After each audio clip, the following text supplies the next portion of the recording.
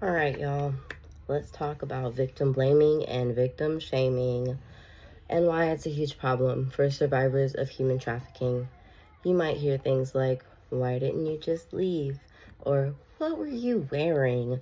Or, "You should have known better." And you often hear these things when it comes to domestic violence as well. These questions, while seemingly innocent, do immense damage. I know because I've lived it. I was trafficked for nearly a decade.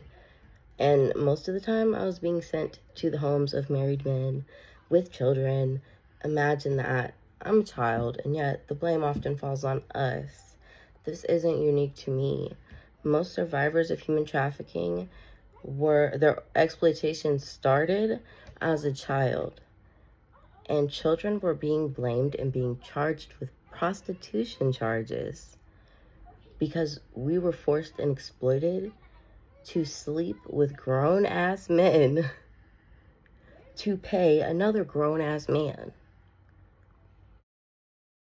I know it's so hard. It's so hard to understand why that could be a problem, but let's try, right? Think of cases like the young woman who was forced to marry her rapist, who was a deacon at a church, and she was a minor who was pregnant with his child.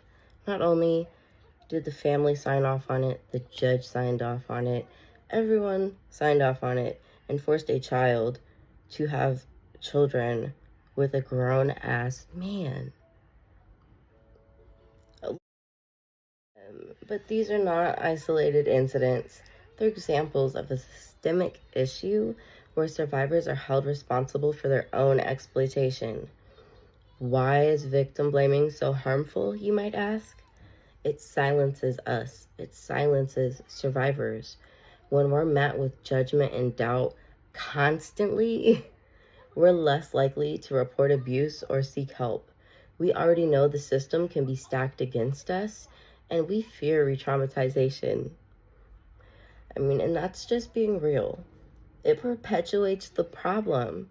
By focusing on the victim's actions, we ignore the root cause, the perpetrators, and the systems that enable them. It shifts the focus away from the holding abusers accountable. It creates even more stigma than there already is on survivors. We already carry a heavy burden of trauma. We already deal with the stigmatization of being a survivor of human trafficking and everything that people already assume about trafficking. So adding the stigma onto being blamed as a victim or being blamed as a survivor is just adding another layer of pain, making it even harder to heal and reintegrate into a society that acts like they don't even want us back. You do not want to make survivors feel that way. I suggest you look into becoming an ally to the anti-trafficking movement. Educate yourself. Understand the complexities of human trafficking. It's not always what you see in the movies. Research the tactics used by traffickers and the impact of trauma on survivors. Challenge harmful narratives. When you hear victim blaming language, speak up. Correct misinformation and offer to support survivors. Believe survivors. Trust their experiences. They are experts in what they have been through.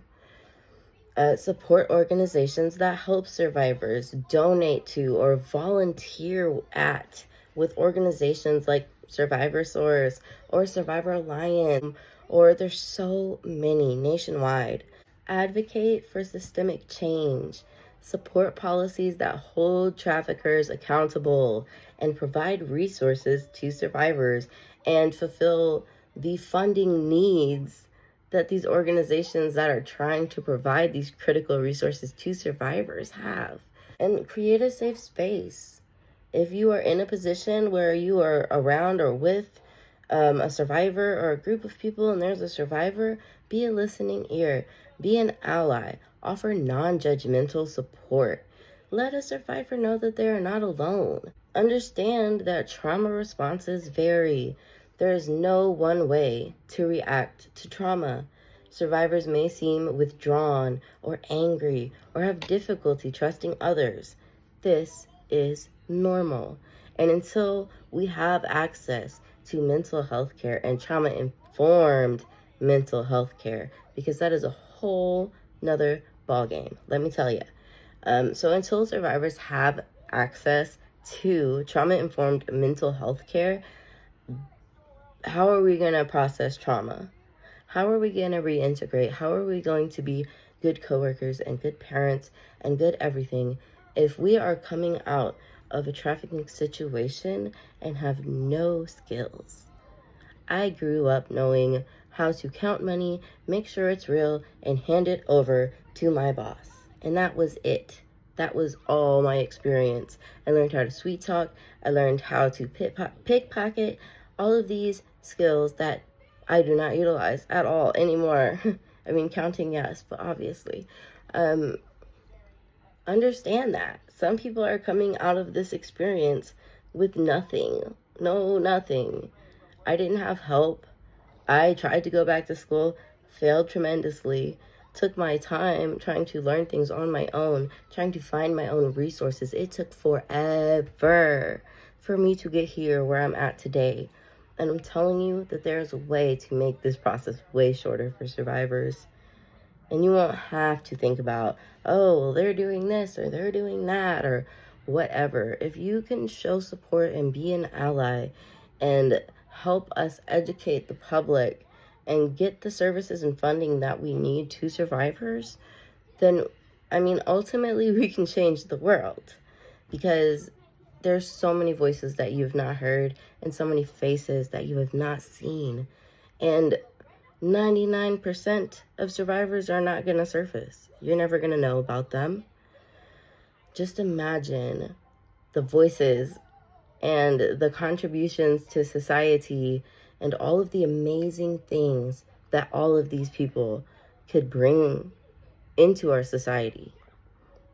And you would never know it. So join the fight. Support organizations, support survivors. Fuck the stigma. Fuck the stigma. I'm sorry, but come on, guys. Like, how old are we?